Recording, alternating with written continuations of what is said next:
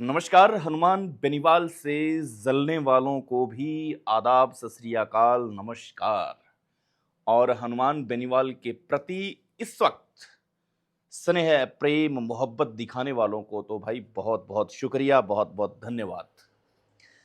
ये बात मैं क्यों कह रहा हूं, ये बात इस तर्ज पे कह रहा हूं कि मैंने पहले भी कहा था कि जब हम किसी चीज का विश्लेषण करते हैं तो उसमें राजनीतिक जो चीजें होती है वो चीजें अलग होती है। पहलगाम पर जिस प्रकार से भारत ने 5 कड़े फैसले लिए, लोगों में अफरा तफरी मची और एक जबरदस्त मैसेज पाकिस्तान को गया, पूरे विश्व को गया, उसमें हम भाजपा सरकार को भी धन्यवाद करते हैं। लेकिन यहां पर जब युवाओं की बात आती है और ऐसे युवा, जो युवा अभी आपको बताऊंगा आज भास्कर में क्या छपा है, आज आपको वो जरूर पढ़ना चाहिए। नहीं पढ़ा है तो मैं बता रहा हूं, हनुमान बेनीवाल मूर्ख व्यक्ति नहीं है। कई लोग कह रहे हैं कि हनुमान बेनीवाल राजनीतिक रोटियां सेकने के लिए जयपुर की गलियों में घूम रहा है, उसे फ्यूचर की चिंता है, उसे भविष्य की चिंता है, वो विपक्ष होने का सही दायित्व निभा रहा है। कुछ ऐसे विपक्षी भी लोग हैं जो विपक्ष रहते हुए भी किसी आवाज को न्योता नहीं देते, किसी आवाज को नहीं उठाते। क्यों? हनुमान बेनीवाल ने ठेका ले रखा है क्या?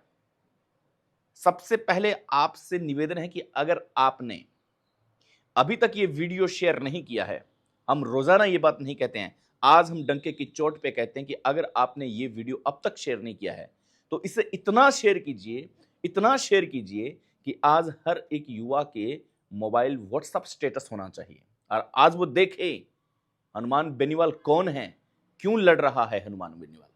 सबसे पहले भास्कर ने क्या छापा है वो बता देता हूं। 3 अभ्यर्थियों का डमी बन रहा था हनुमाना राम, भास्कर लाया तीनों असली नकली चेहरे। भास्कर हमेशा काम अच्छा करता है, उस वक्त भी अच्छा कर रहा था, आज भी अच्छा कर रहा है। चलिए देखिए, नरपत लाल, रामनिवास, प्रवीण, ये चीजें हुई थी। नरपत लाल और रामनिवास की जगह डमी लोग हैं वो बैठे थे, इनके आधार कार्ड डमी थे, प्रवेश पत्र डमी थे। और यहां से जब नरपत, रामनिवास नहीं लग पाए मेंस के अंदर, जब उनका नहीं हुआ, लिखित के अंदर हो चुका था, इसके बाद में प्रवीण जो अभी एसडीएम है, कहाँ है एसडीएम जालोर का, उसने 7 लाख रुपए दिए अक्टूबर को। प्रवीण निवासी पटवारी है, माफ कीजिएगा, लिखित परीक्षा दी, प्रवीण सेलेक्ट हुआ जिसकी पोस्टिंग जोधपुर में है। हनुमाना राम जैसे ही गिरफ्तार हुआ उसके बाद में पटवारी जी फरार हैं। बताइए कितनी विडंबना की बात है। थोड़ी सी मैं आपको बता देता हूं हनुमाना राम की बात को। ये हनुमाना राम को जेल भेजने के बाद में एसओजी ने उसे पटवारी परीक्षा में डमी बनने पर 21 अप्रैल को दोबारा गिरफ्तार किया। हैंड राइटिंग की एफएसएल जांच के लिए बाएं हाथ से लिखने लगा। पुलिस ने उसके इस कृत्य को रिकॉर्ड कर लिया तो उसने गलती स्वीकार की और दाहिने हाथ से लिखावट के नमूने दिए। गिरफ्तारी हुई, जोधपुर में पटवारी जी लगे, 7 लाख रुपए पटवारी जी ने दिए, पोस्टिंग ली। पटवारी जी, प्रवीण नाम का ये पटवारी बड़े रुतबे, बड़ा सेंट वेंट लगा के जाया करता था कि पटवारी बन चुका है, लेकिन भाई 7 लाख रुपए देकर के पटवारी लगा। जैसे ही हनुमाना राम की गिरफ्तारी होती है, पटवारी जी फरार। चलिए वापस मुद्दे पे लौटते हैं, हनुमान बेनीवाल के मुद्दे पे आते हैं कि हनुमान बेनीवाल विपक्ष की क्या सही भूमिका निभा रहे हैं? क्या हनुमान बेनीवाल को इसके अंदर भी कोई साठगांठ नजर आ रही है? क्या हनुमान बेनीवाल अपनी राजनीतिक रोटियां सेकने के लिए युवाओं के कंधे पर रख के चलाना चाह रहे हैं? इन्हीं तमाम मुद्दों के ऊपर हम आज चर्चा करेंगे। कई प्रश्न हैं जो प्रश्न जुड़े हुए हैं युवाओं से, आपसे और हमसे। सबसे पहली बात तो हनुमान बेनीवाल न कोई चुनाव है, न उनकी इतनी बड़ी पार्टी है कि वो अपनी पार्टी का कमबैक करना चाह रहे हैं। हनुमान बेनीवाल वो शख्स है जिस शख्स ने अपनी पत्नी को खड़ा किया, लेकिन कनिका बेनीवाल पत्नी हार चुकी है। 3-3 लोगों का चक्रव्यूह बना हुआ है। क्यों सर? ऐसा लग रहा है जैसे हनुमान बेनीवाल की बहुत बड़ी स्ट्रेंथ है। हनुमान बेनीवाल किन चीजों को भेदने की कोशिश कर रहे हैं? ये अलग बात है कि हनुमान बेनीवाल को अलग अलग तर्ज पे देखा जा रहा है। जब युवाओं की हनुमान बेनीवाल बात करता है तो कहते हैं हनुमान बेनीवाल राजनीति कर रहे हैं। जब किसानों की बात करते हैं तो हनुमान बेनीवाल को यह कहा जाता है कि आप भाई किसानों की राजनीति कर रहे हैं। हनुमान बेनीवाल पैदल मार्च निकालते हैं तो कहा जाता है कि भाई ये हनुमान बेनीवाल राजनीति कर रहे हैं। ऐसे में सबसे बड़ा पॉइंट ये है कि विपक्षी जो बाकी चेहरे हैं वो इस वक्त कहाँ हैं? क्या हनुमान बेनीवाल के साथ नहीं आना चाहिए? क्या हनुमान बेनीवाल की अब हनुमान बेनीवाल कितना बड़ा आरोप लगाते हैं ये देखिए, किसी नेता में हिम्मत नहीं है कि वो सामने आकर के ये बात कहे। हनुमान बेनीवाल ने एक वक्तव्य में ये कहा था कि भाई जब दूसरे सांसद, दूसरे स्टेट के सांसद यहाँ आते हैं तो मुझसे कहते हैं कि यार हनुमान जी, आपके राजस्थान में डिग्रियां हमने सुना है ऐसे ही मिल जाती हैं, यार कोई हमारा भी जुगाड़ लगाओ ना। तो हनुमान बेनीवाल कहते हैं कि उस वक्त मेरी नज़रें हैं वो झुक जाती है कि राजस्थान प्रदेश से आता हूँ मैं, और राजस्थान प्रदेश में जाली डिग्रियों का एक बहुत बड़ा रैकेट चल रहा है जिसकी गूंज दूसरे लोगों तक है। सांसद जब आकर के ये बात कहते हैं तो बहुत बड़ी बात होती है कि यार हमारे क्षेत्र में भी आप इस प्रकार का यार कोई जुगाड़ करा के दीजिए ना। ऐसे में ये अपने आप में ये बातें खुल जाती है, अपने आप में ये बातें सामने आ जाती है कि क्या हम ये हनुमान बेनीवाल राजनीति करने की बातें हो रही है।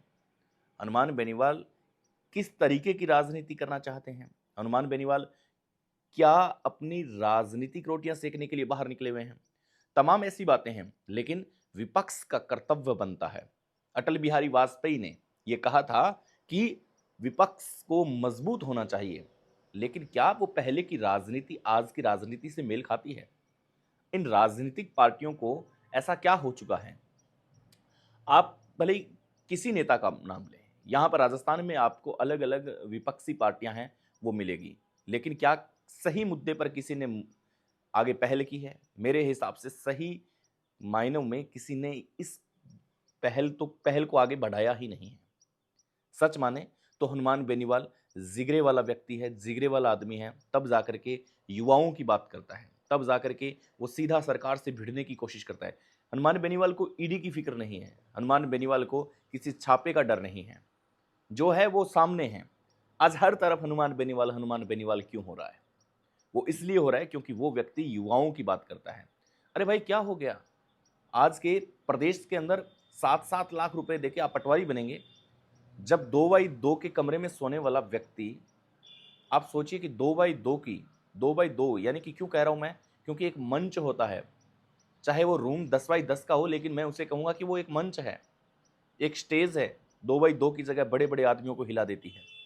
जब वहां वो पहुंचता है अपने सपनों को लेकर के, तो फिर उनके साथ क्या होता होगा? बहुत गलत होता है। राजस्थान प्रदेश के युवा इस प्रकार से पेपर खरीदे जा रहे हैं, बेचे जा रहे हैं, और हम अपनी आंखों से देख रहे हैं। किस पे यकीन करें? ऐसे कर्मचारियों को जेल के अंदर ठूस देना चाहिए जो लिखित एग्जाम सिस्टम को बिगाड़ के रख दिया है। इसमें वो लोग लगेंगे जिनके पास बल है, ऐसे लोग सिलेक्ट ही नहीं होंगे जिनके पास बल नहीं है। ये बहुत गहन और बहुत अंदर की बातें हैं।